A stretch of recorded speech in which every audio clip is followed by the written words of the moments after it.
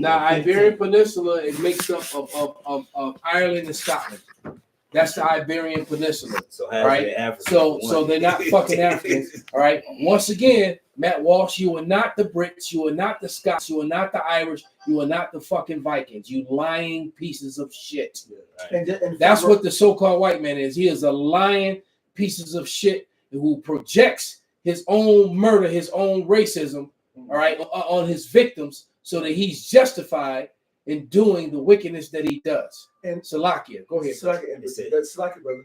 The word Iberia it's the same word as Ibar. Goes back to the same as Ibar from the past. The Iberian Peninsula was basically, you can just say nigger peninsula. Right. It was black peninsula. Yeah, matter of fact, Igbo, the reason why they go in Nigeria, they even admit. When you go back to the teachers, they'll say when they first came and so-called discovered the Igbo. When they used to write Igbo, they wrote it with an H. And it was Hebrew. It was like Hebrew. So it was Hebrew. They'll say Igbo and Igbo, Ibar, Ibo. All that goes back to Ibar. It goes back to Hebrew. Which is Hebrew. As a matter of fact, in that ancient now, you stay with that article you was reading by the Bobby Shop. King James. When he came on the scene, King James united Britain, Ireland, and Scotland, the Iberian Peninsula coast, and France. All right, he was the king of them all because what he did was he stopped Jake from gang banging on each other. Yes. Yep. The same shit that Gad and Reuben were doing to one another, or mostly Gad, here in the Americas, with the sacrificing of each other and killing each other and fighting each other. Trying to dominate, They were gang banging on each other. And Esau's gang banging too. All right, they don't really profile the white gangs, but there are lots of white gangs, not just in the prisons, but on the streets too. All right, and but they were gang banging, and King James put an end to that. All right, by uniting those countries and look, dummies. He was like, we all the same people, you stupid asses. Stop killing each other. All right, but go ahead. It said colonists started importing enslaved Israelites from the Iberian Peninsula to their Santo Domingo colony in 1501. Santo Domingo. Now also, when you learn about the history of Oliver Cromwell and his brother, they were charged with the duty of removing all the Negroes from Scotland and Ireland in the 1600s, and then they sent most of them to the islands, to Jamaica and the island of Montserrat. Yep. That's why in Jamaica, so many streets have Scottish and Irish names. That's right. All right. And the people in Montserrat speak with an Irish dialect to this fucking day. And, right. Now you mentioned that. I even said fucking like a damn Irish. Exactly. Go ahead. And the funny part is that the islands from all that you just mentioned, from Trinidad to St. Lucia and all of them, majority of them send Jake over to London and Europe. And if you look at the Jake that's over in London, Europe, most of their roots go back to Jamaica, go back to Montserrat, Trinidad, St. Lucia, and all of that. And they have, and when I was over in Jamaica, Jamaica. When I was in London, living in London, that was almost that whole patois that they speak to is that Jamaican patois. It's that same vibration. You can understand them. It's a lot of Benjamites. It's a lot of, and that's mostly the tribe of Benjamin. Yep. Mostly Benjamites, and they all throughout those islands. And it's a lot of them over in London as well. But continue, brother. It says, and in Spanish, Portuguese, French, and Dutch traders systematically purchased large number of Israelites. That's where we get the word Moreno from. Right. When you look, as a matter of fact, somebody look at it in the etymology online. That word Moreno in the etymology dictionary is going to tell you that it is a Jew, or a converso Jew or Christian from Portugal, Spain during the time of the 1500s. And it's funny because you go to Belize, it's also from the same said Jamaican island, which is the only English-speaking place in all of South America, by the way. Belize. And Belize, majority of the Belizeans speak Spanish. They speak Spanish too, but they speak English. It was called British Honduras. They speak a lot. They speak English. And so they're just letting you know that the commonality to going back to their roots. And I had one of my best friends back in LA when I was growing up and going to school out there. He was from Belize, straight nigga, and he was just fluent in Spanish. Like, it just wooed me because it's like, I'm from Belize. I was like, God damn, and he gave me the breakdown. It's right. said, and Dutch traders systematically purchased large number of Israelite people.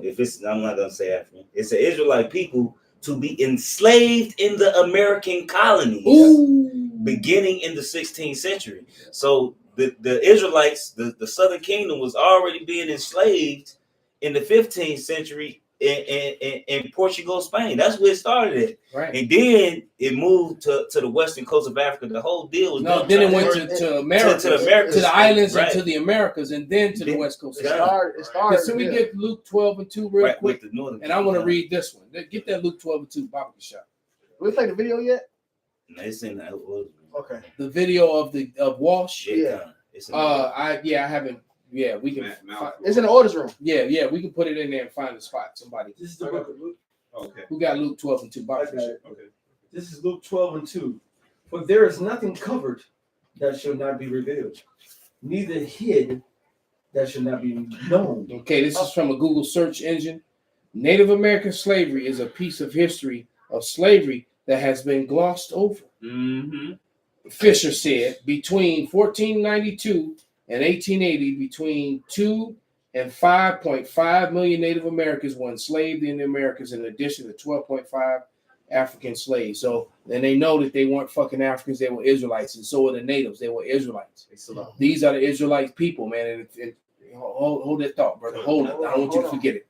But in 1682, in Virginia, a year after the so-called white man labeled himself white, all right, he labeled the natives and the Negroes and the African slaves Negroes, one people. A lot of Native Americans were reclassified as Negroes, all right, it's because they were one people. They were declared to be one people because they fucking were. And Esau Edom, Matt Walsh's piece of shit ass, his people, man, he pissed me the fuck off. Man, I was so mad. Yeah, because it just made me want to smack him, not like this, but like this. Dang, all right, backhand? That hurt. Man, twice. Pow, pow. With the rings on, right? No, I got a lot of rings. I only I'm got not one on now. I'm not talking about them type of rings. I'm talking about rings full smacking. But nevertheless, man, he was a lying piece of shit, projecting that Edomite racism of what he did onto the victims. Just like the Israelis are the victim villains. They're the really villains, always playing a fucking victim with the anti-Semitic bullshit. All right? Let me go into the article. Salakia, brother. It says, colonial enslavement of Native Americans included those who surrendered too. The study at Brown University's historians finds that the Native Americans who surrendered during the King Philip's War were sold into slavery with long-lasting effects. An image from 1595 depicting the conflict between Native Americans in Mexico and Spanish colonists led to Francisco's Montego, courtesy of John Carter Brown Library at the Brown University. Providence, Rhode Island, or Providence, RI, Brown University, a study by Linford D. Fisher, Associate Professor of History at Brown University, finds that Native Americans, including non-combatants who surrendered during King Philip's War to avoid enslavement, were enslaved at nearly the same rate as the captured combatants.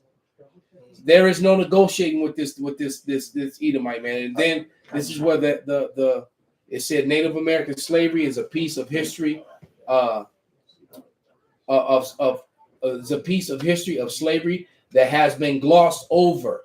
All right, so for you BIs out there, you black onlys, the Native Americans were enslaved with Negroes, fulfilling the scripture. Did we read Deuteronomy 50 and 33? Jeremiah. Jeremiah. No, we didn't read it yet. Could you read it, Bob Kashab, real quick? This Jeremiah chapter 50. And we can get straight to the 33. Man. I'm gonna start at 31, Elder Malcolm. Go ahead. This Jeremiah 50:31. Behold, I am against thee, O thou most proud. I'm not gonna apologize. That's Matt Walsh. Go ahead, brother. That's the spirit. That's what I'm not apologizing for colonization. Actually, I'm kind of happy, but I'm kind of proud about it. He said he was proud of the fact that where the fuck they came from. It was a great establishment for you. And a great, what did he say? What is the verbiage that he used? Accomplishment. Yeah. You piece of shit. To go take care travel the ocean, to have to travel land, all this water. And he don't understand it as prophecy. Exactly. That the Lord brought Edom over here to be a whooping stick to the disobedient Israelites. But what he didn't, acknowledge the fact that manifest destiny has a part fucking two. Part. Yes, and part two is that the shit get reversed on you, man. Right, you gotta pay for what you did. Rewind and bring it back. Right, but go ahead, brother. Yep. Behold, I am against thee, O thou most proud, saith the Lord Yahweh of hosts. For thy day is come, the time that I will visit thee. And the most proud shall stumble and fall, and none shall raise him up. And I will kindle a fire in his cities, and it shall devour all round about him. Right, because you're gonna get raised up, and in videos like this is gonna help them. That's why they hate us and they try to delete and demonize us simply for speaking the truth. That's right. And we should be fucking mad. How could you? The scriptures clearly say in the Holy Bible, all right, maybe not in the Quran, maybe not in the fucking Talmud, but in the Bible it tells you that wisdom maketh a wise man mad. You can't learn this history and not be angry. That's right. You can't. And then Esau will push the narrative. Oh, no, you're hateful, and you should forgive. You should be angry. You should forgive and let go. You should be angry. You know what I'm saying? No, then let go of all the land. Right. Let go of all the bank accounts. Yeah. All right. Yeah. You let go.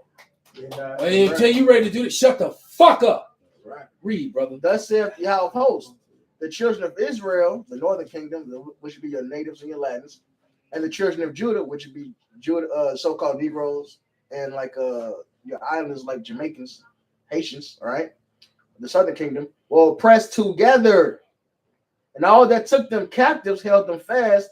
They refused to let them go. So this lets you know that the oppression that we shared will be captivity.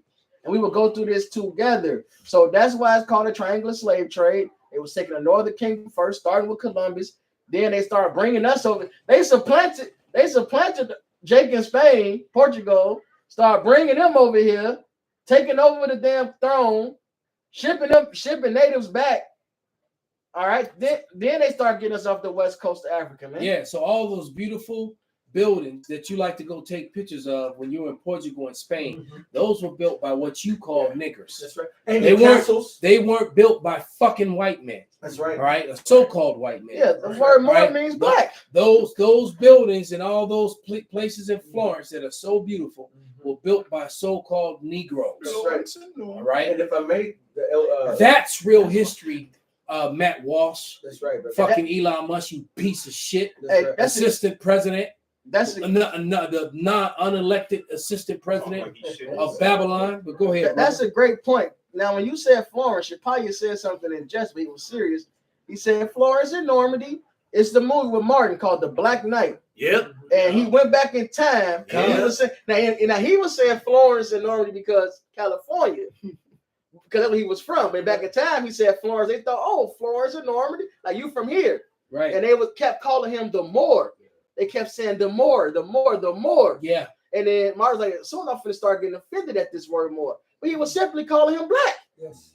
Just like nigger just means black. That's how soon I'm gonna get offended at it. That's what the niggas definition do. of Same nigger. shit. The definition of nigger, it tells you in the definition in the Winston Simplified Dictionary encyclopedic edition with biblical references. It tells you that the definition of nigger simply that it is now as a contentious term, that it wasn't a contentious term once upon a time.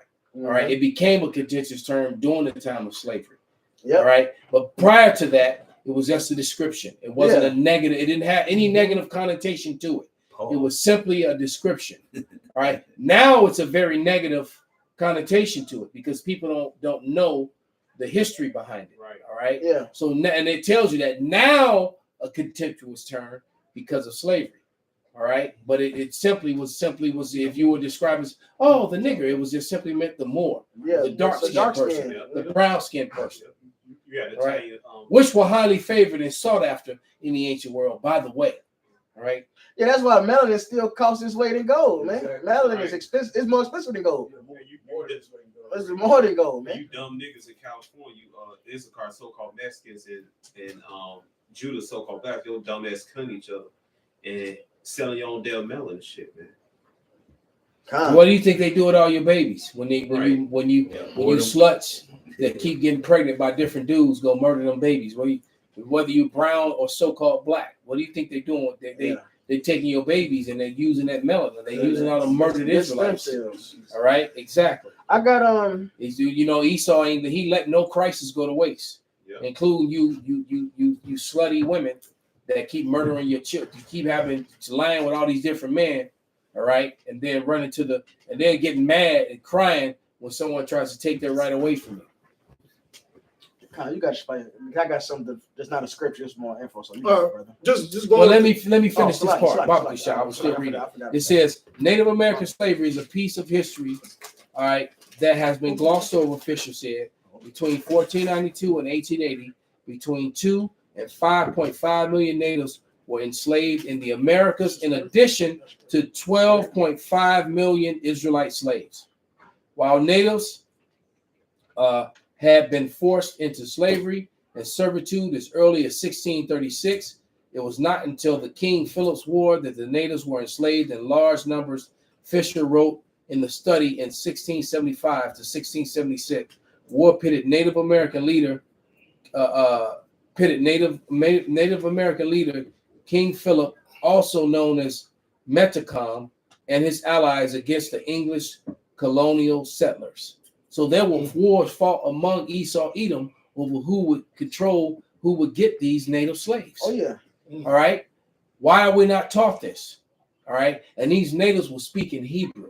That's right. All right. And they were reading and writing and speaking in Hebrew. And the evidence is, as a matter of fact, the Smithsonian Museum tried to cover that up, and they deemed that any articles of history prior to 1783 would not be put out. And so what was included in that was all the stuff that was put in the basement with the evidence of the Hebrew speaking and the Hebrew writing of the Native Americans, that liars like Matt Walsh, who your assistant president Elon Musk supports, all right, will push the lie that these people had no language, no government, and no stability, and that's a fucking lie. Well, they had intricate cities, intricate metropolitan areas with government, laws, and everything. All right. Well, since you said that, that's a spirit. So I typed in the question on Google so AI can answer it. Did Moors trade with natives? Was my question, which I don't answer to. AI said the same thing. Yes. Historical accounts suggest that Moors, particularly those in the Iberian Peninsula and North Africa, did engage in trade with indigenous populations, including Native Americans. Wow. And there are some similarities between their cultures. They already, because we're the same people. What? Right? We're saying that there's similarities between the Moors culture and the Native American culture. That's right. I wonder what that is. The law, statutes, and commandments, you lying pieces of shit. Yep. Message. You some racist ass, red ass Edomites that call yourselves white. Yep. All right. And you're being exposed, Matt Walsh. All right. And I pray that you see this video. So they had to have languages to do trade with the Moors of the Iberian Peninsula in North Africa. Exactly. They was just ooking and booking it, as the elder would say. Sign language. Ooking and booking it and figuring out what the fuck that okay. Oh, I see. This is what you say. You want this gold for that, for these oils in it. Okay. They just ooking and booking and shit. All right. Fuck out of here, you lying pieces of shit. Some historical accounts, like those from the Moorish times, suggest that Moorish traditions and practices, including clothing, weaving, and even hammocks, were present among Native Americans in the Americas. And it says Columbus's observations.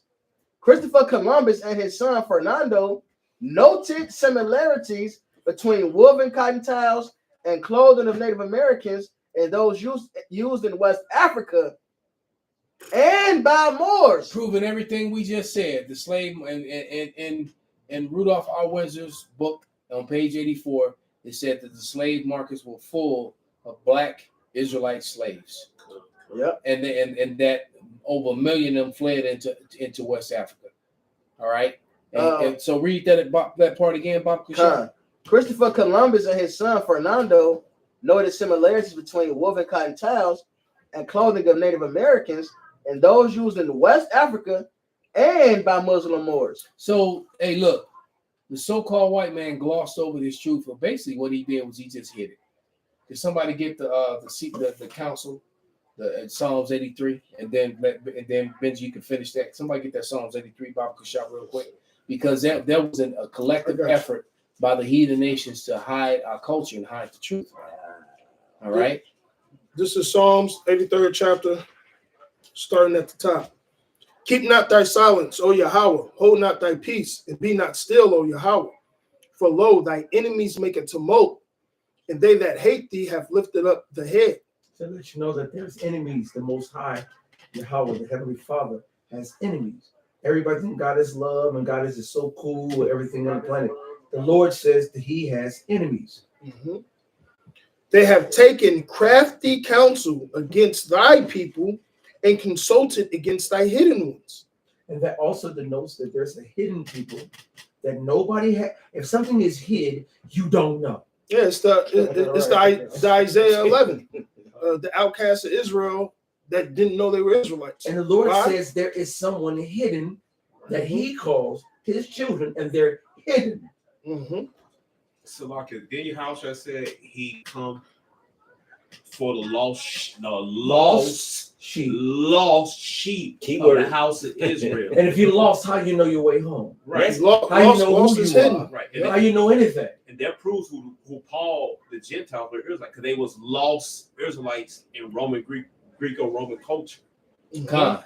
And shalom to all my brothers and sisters on the comment board. All right. Shalom.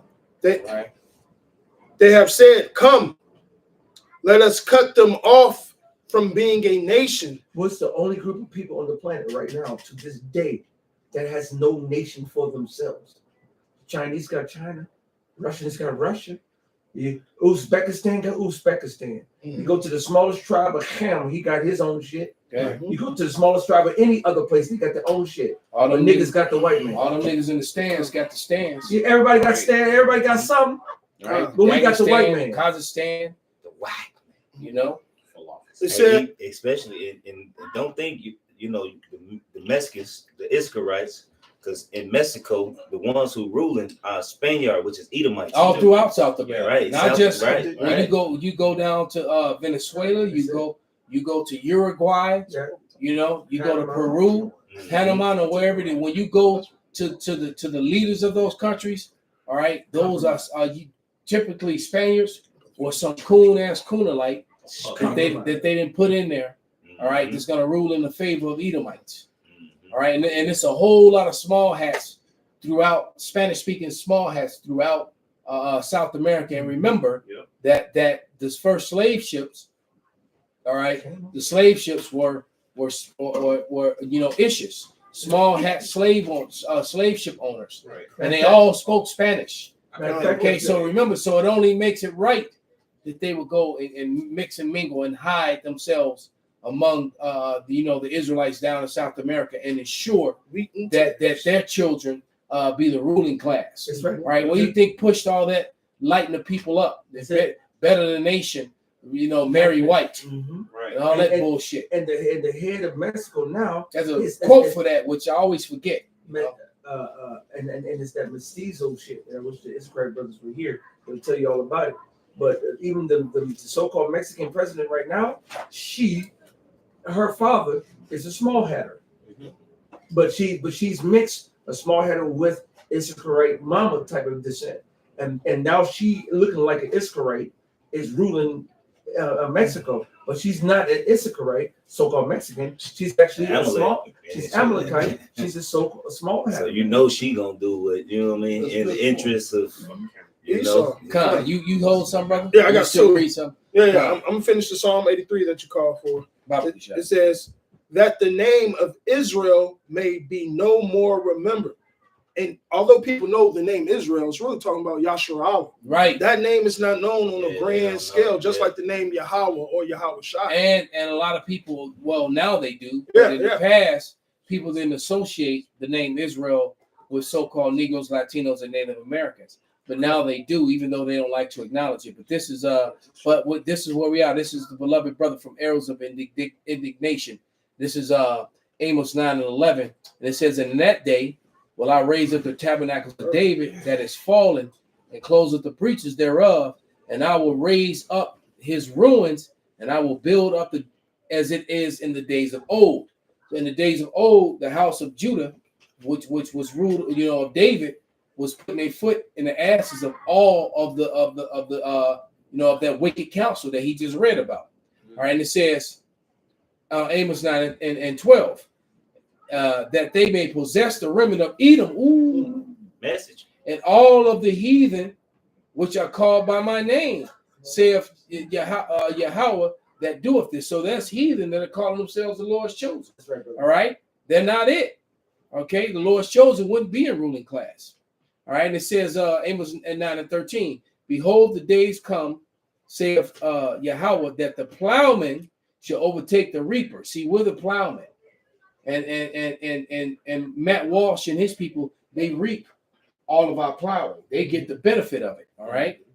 It says that the plowman shall overtake the reaper, and the treader of grapes, him that soweth seed, and the mountains shall drop sweet wine in all the hills. So basically, man, the Lord is about to put his foot sideways in you heathen, man, especially you Edomites. Right. All right. And the change is going to come. Yeah, we don't want your apology, man. Brother, we don't want your, exactly, brother. We don't want your apology.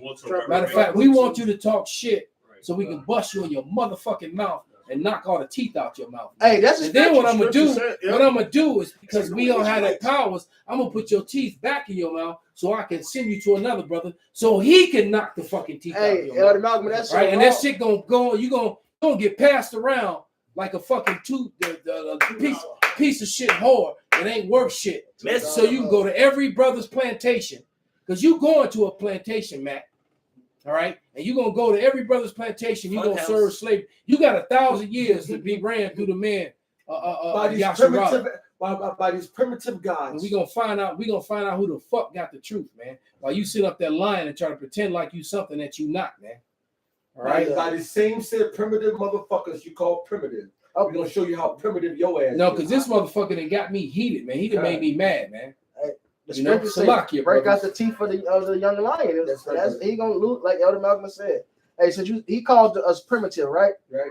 The ancient Maya. Now this AI talking again. Which I already knew this, so I knew to ask in a question. I said Mayans had best aqueduct, right? He said the ancient Maya, particularly at sites like Palenuk, developed sophisticated water management systems, including aqueducts, showcasing their engineering skills and understanding of water pressure. All right, primitive. Right? So the natives had aqueducts. But that's what they get. Look, America, when it rains too hard, the shit comes up on your streets. Yep. The shit backs up into your house. Sewage. Dookie water. Dookie water. And that was set up. That's primitive. And that was set up by Matt Walsh's people, right? By Elon Musk's people. Right. All right. Yeah, your sewage and your streets back up, and the shit that falling from ass comes up into the streets, man. You guys. That's the so-called white man. All right. So who's really primitive, man? You murderous, lying, thieving people, man. That's what the fuck you are. Well, shit. If it wasn't for Gad and Reuben, you would have just died off. Because Gad and Reuben, even Esau admit that. They admit that when they first came over here, they was on their last motherfucking leg. They were eating one another. They were the cannibals. Yes, they were the savages. And Gad came eating out, dead bodies and shit. You gonna dig up graves of people that died so you can eat them. You know what I'm saying? Cook them. Right. And then Gad will come up and say, "No, don't do this. This is how you survive a winter. This is how you skip food. This is how you store your food. This is how you do this, and this is how you do that." You don't know the love that the people of the Heavenly Father have. All right. Yeah, that's why I got another quick point, right? In medieval Europe, I also know the type right here. French dumped sewage out window, right? Because I already knew this. AI goes, in medieval Europe, a common method of waste disposal involved emptying chamber pots out of upstairs windows. This is Esau. This is why they walk down the street with umbrellas and they wore high heels. They wore high heels to keep their feet out of the shit that was on the ground because people threw their piss and shit out the fucking window. Hey, that's why they call the bathroom the loo. Because with people yelling, Gardez loo, watch out for the water. So they dump the shit out the window, Gardez loo, as a warning. So you gonna throw it and then say it. So niggas getting hit with piss and shit. No, fuck that, man. I'm kicking in your door, beating your ass, and right. As a warning, which eventually became the word loo for toilets. All right, there you go, man. Whoosh. Gardez loo. To warn pedestrians below. And this is a white this is white basically white superiority at its greatest right here. Yeah, That's your white superiority right there. That's the truth. Your white superiority right there. No monkeys like to sling shit at each other. Yeah, they do. It was an Edomite. He actually did a video, and he broke down the history because he was like, you know how Esau likes to gloat in his colonization. He basically broke it down like it was basically plague and sickness that weakened the tribes that would wipe out the majority of the population. Yeah. Then Esau would come in and clean up. Well, shit. I gotta find it, man. I'm trying to think of the nigga's name. The nigga from the past, John Leguizamo. John Leguizamo did a Netflix special talking about his heritage. He makes me proud of it. He went into how 2/3 of Mexicans died off, like 2/3 of niggas in the Black Plague when Esau came over here. Yep. Same thing happened. This how you know it is like we went through the same thing. 2/3 of the natives died off when they came over to Mexico by plague. And that's how they was able to take him down. Yep. That's another way. That's scripture. It says how. Hey, I gotta grab this Deuteronomy. Man, they rock solid. Why are you looking for? Can I read this? We were on. You got it? Go ahead. Yeah, no, I'm waiting. I wasn't scolding. Okay, I said you the elder. When you said, "Can you read?" I said you the elder. Shit. Go ahead. This is if you remember years ago when we were on Van Buren and Adams, the little Edomite chick approached and we was talking to her and everything, and I spoke about, and she's brought up the book Gun Steals and Germs. If you know some of you brothers that were there, and basically it was by Jared Diamond, and it says the fates of human societies, and basically the book is about how Edom, a so-called white man, and this is a book that I've desired to have. It was a winner of the Pulitzer Prize, New York Times bestseller. All right, the scope of the explanatory power of the book are astounding.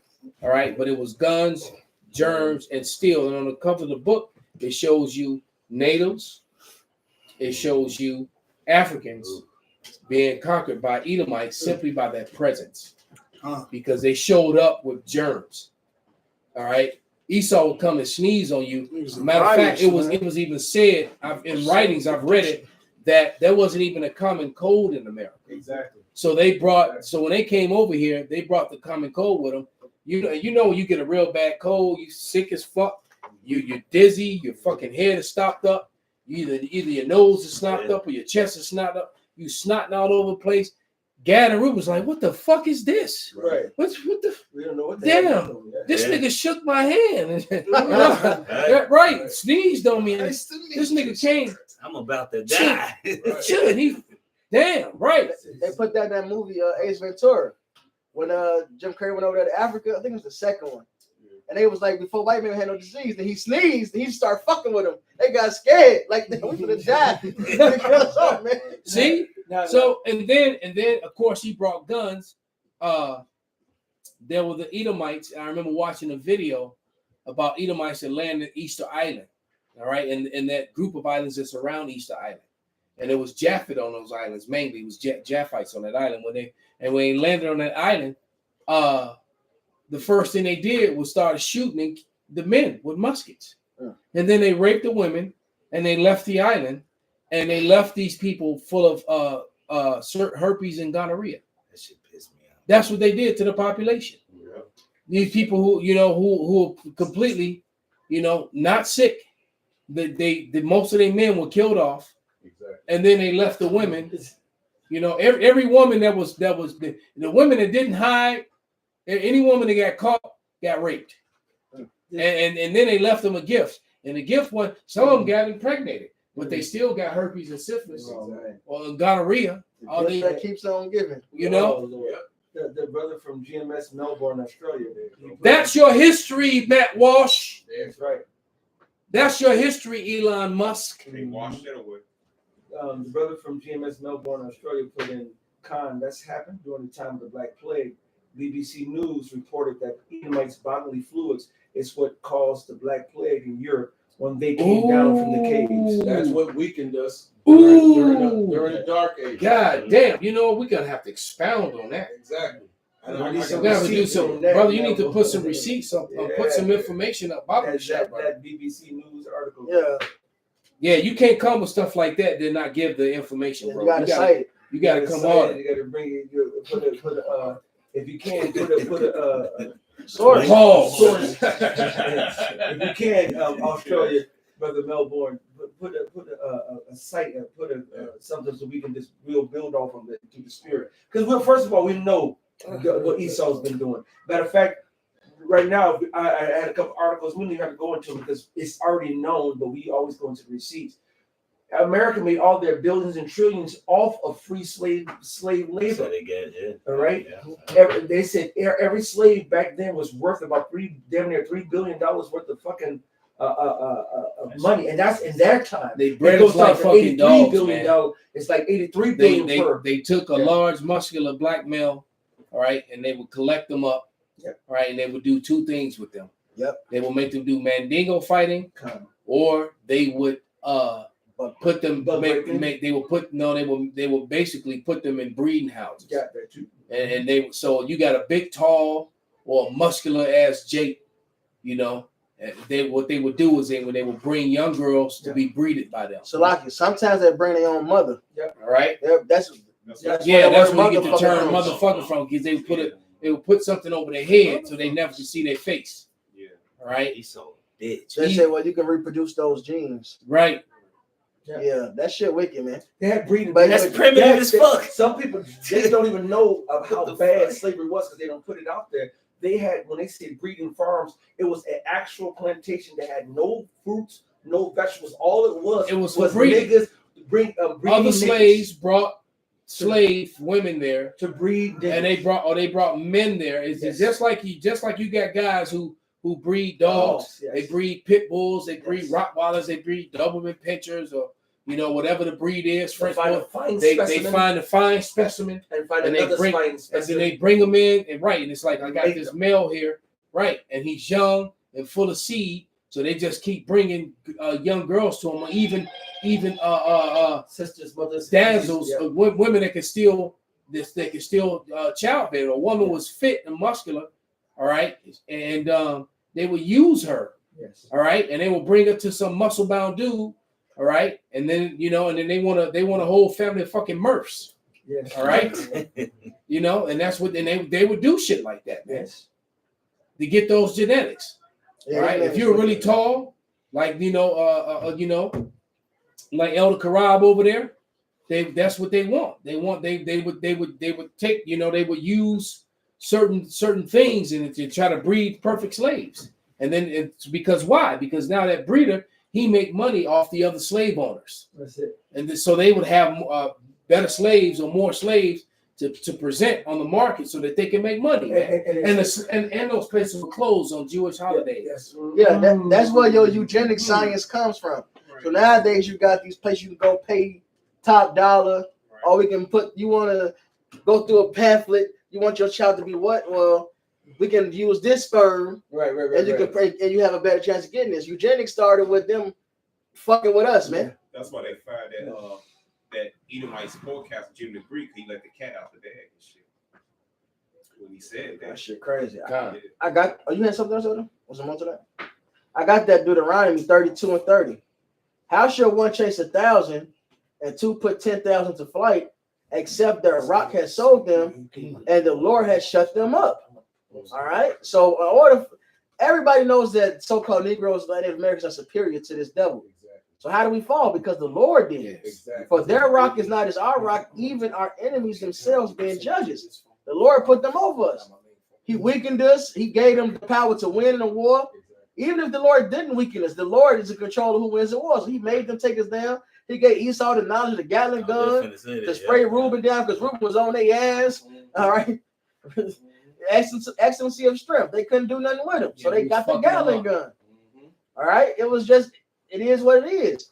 But like Elder Malcolm said, there is a second part to manifest destiny. It's Isaiah 10. And I'll get straight to the point.